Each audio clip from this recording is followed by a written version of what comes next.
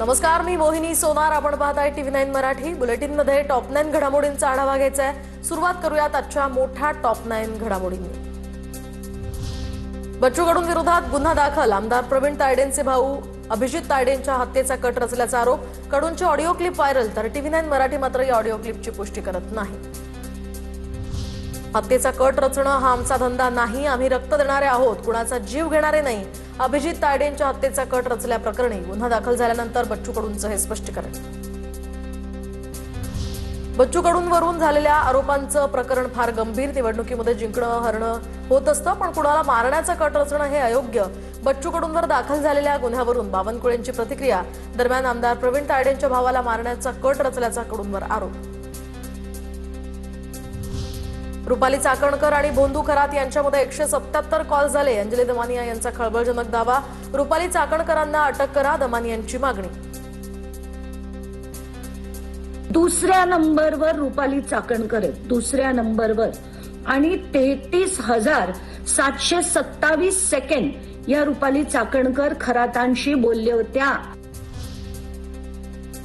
उपमुख्यमंत्री शिंदे आणि खरात यांच्यामध्ये तब्बल 17 कॉल झाले. सर्वाधिक एसी या ठिकाणी सर्वाधिक 21 मिनिटं चर्चा झाली. हे कॉल कशासाठी झाले, दमानियांचा सवाल. तर भाजपच्या चंद्रकांत पाटील यांचे 8 आणि आशिष शेलार यांच्यामध्ये 1 कॉल झाल्याचा दावा.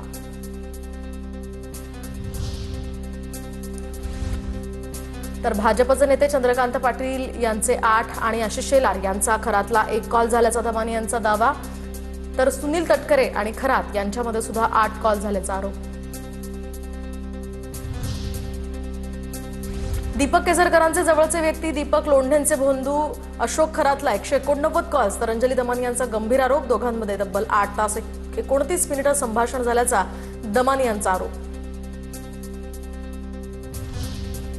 भोंदू खरात प्रकरणाला राजकीय वळण देऊ नका. प्रकरणाचा सखोल तपास सुरू. आरोपींना सोडलं जाणार नाही. अंजली दमानियांच्या आरोपांवर मंत्री संजय शिरसाट यांची ही प्रतिक्रिया. जे काही चौकशीत समोर येईल, मग कोणत्याही पक्षाचा असू द्या, कोणताही नेता असू द्या, त्याच्यावर कारवाई सरकार करणार आहे. म्हणून त्याची चिंता करू नये ना. एकनाथ शिंदेंवर घाणेरडे आरोप करणं हे बेशर्माचं लक्षण. विनाकारण घाणेरडं राजकारण करू नये. दमानियांच्या आरोपांवर आमदार संजय गायकवाड भडकले. त्यांना माझा एक सल्ला आहे की अशा प्रकारे तुम्ही तपासाला इकडे तिकडे वळायचा प्रयत्न करू नका. आणि त्याच्यामुळे एकनाथ शिंदे साहेबांचे फोन कॉल तपासा, केसरकरांचे तपासा, आणि ज्याचे फोटो त्यावर कारवाई करा.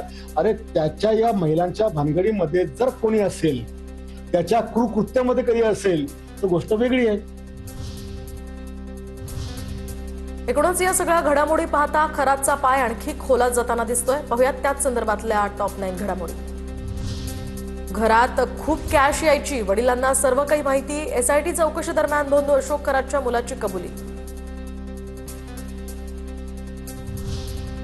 खरात प्रकरणी शिवनिका संस्थांच्या 3 संचालकांची SIT चौकशी. आर्थिक व्यवहारांसंदर्भात खरात समोरच 3ही संचालकांची SIT चौकशी. खरातचे सावकारकीचे अनेक व्यवहार समता आणि जगदंबा या 2 पतसंस्थांच्या माध्यमातून झाल्याचं समोर. सावकारीचे काम करून लोकांच्या जमिनी स्वतःच्या नावावर करत असल्याचंही उघड.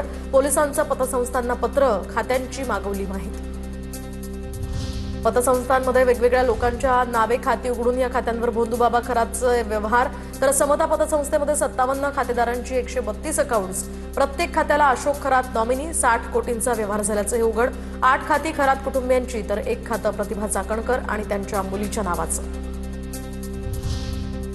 कल्पना खरात 16 वर्षांपासून माहेराशी संपर्कात नव्हती. स्थानिक पोलिसांच्या मदतीनं कल्पना खरातच्या माहेरची माहिती उघड. वडील आणि भावाच्या निधनावेळी सुद्धा कल्पना खरात माहेरी गेली नाही. खरातची पत्नी कल्पना खरात सध्या फरार.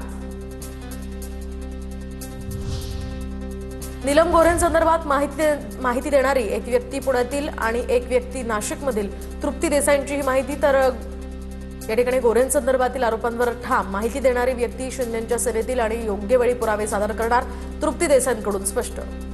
ज्या शिवसेनेमध्ये नीलम गोरे आहेत, त्यांच्याबरोबर वावरणाऱ्या ज्या व्यक्ती आहेत, त्यांच्याबरोबर असणाऱ्या ज्या नाशिक आणि पुण्यातल्या ज्या काही व्यक्ती, काही महिला आणि काही पुरुष जे त्या दौऱ्यांमध्ये होते, त्यांनीच मला माझ्या ऑफिसला येऊन ही माहिती दिलेली आहे. नामकरण आवारेची शिर्डी पोलिसांकडून चौकशी. नामकरण आवारे हा भोंदू खरातच्या जवळचा. खरातनं आवारे आणि कुटुंबियांच्या नावे समता पतसंस्थेमध्ये 6 खाती उघडली. 2021 पासून 1,20,00,000 या खात्यांवर व्यवहार.